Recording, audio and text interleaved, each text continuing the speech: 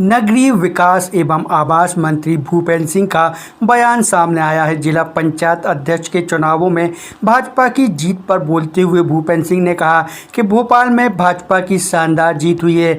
अध्यक्ष और उपाध्यक्ष प्रत्याशी अच्छे बहुमत के साथ जीते।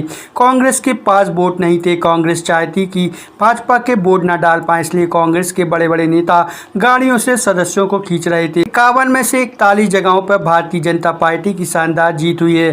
कांग्रेस का करीब सफाया हो गया है। कांग्रेस के हॉर्स ट्रेडिंग के आरोप पर बोलते हुए मंत्री भूपेंद्र सिंह ने कहा, जहां कांग्रेस के लोग जीत जाते हैं वहां आरोप नहीं लगता। छिंदवाड़ा में जिला पंचायत का चुनाव जीते तो वहां हॉर्स ट्रेडिंग का आरोप नहीं लगा। वहीं कांग्रेस की प्रस्तावित यात्रा पर बोलते हुए उन्होंने कहा कि कांग्रेस के कार्यक्रम कागजी होते हैं। जब समय आता है तो कांग्रेस के नेता विदेश चले जाते हैं। कौन यात्रा निकालेगा, कब यात्रा निकालेगा, किसी को नहीं पता। कांग्रेस के खिलाफ इतना जन आक्रोश है कि यात्रा निकालना मुश्किल हो जाएगा।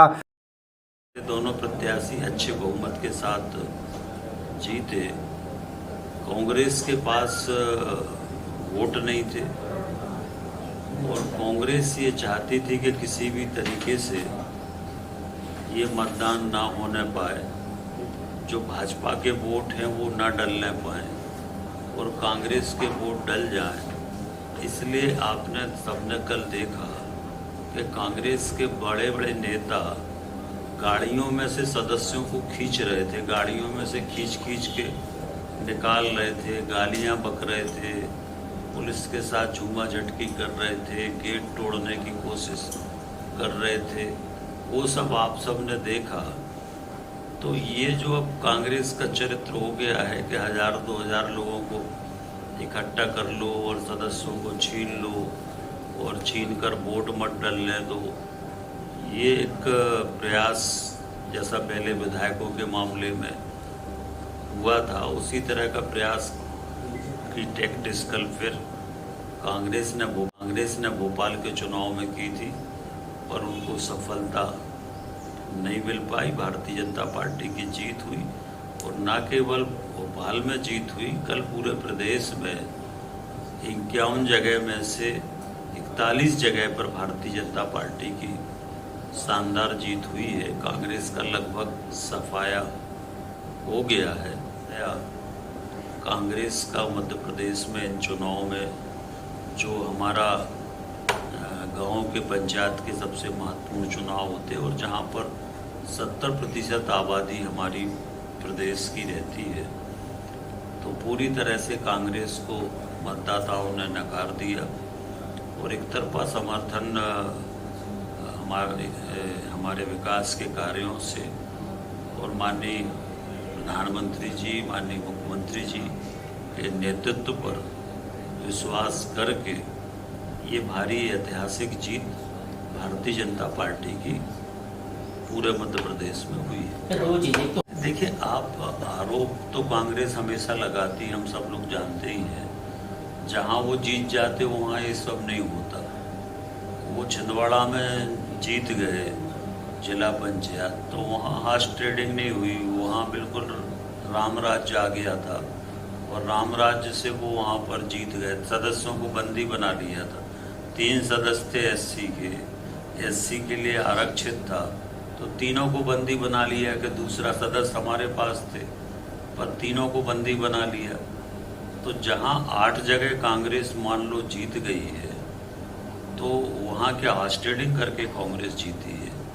तो ये जो है राजनीति में इस तरह की बातों का कोई अर्थ नहीं होता। जनता समझती है। कांग्रेस कभी भी अपनी हार को स्वीकार नहीं करती क्योंकि उसका लोकतंत्र में विश्वास नहीं है।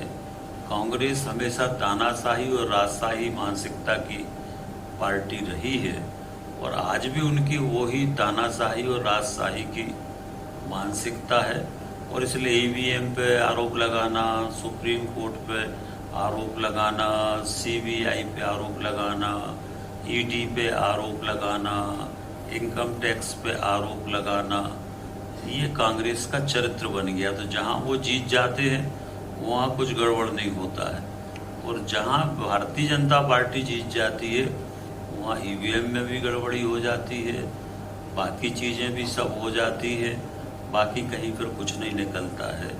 जिस ईडी की वो बात करते हैं, उसी ईडी ने अभी पश्चिम बंगाल में 50 करोड़ रुपए का कैश एक साथ जब्त किया है, 9 फ्लैट जब्त किए हैं और अभी भी नोटों की गिनती चल रही है कि उनके जो कार्यक्रम होते हैं वो कागजी कार्यक्रम होते हैं। उनके नेता जब चुनाव होता है तो विदेश चले जाते हैं, तो कौन यात्रा निकालेगा, क्या यात्रा निकालेंगे, क्या यात्रा में बोलेंगे।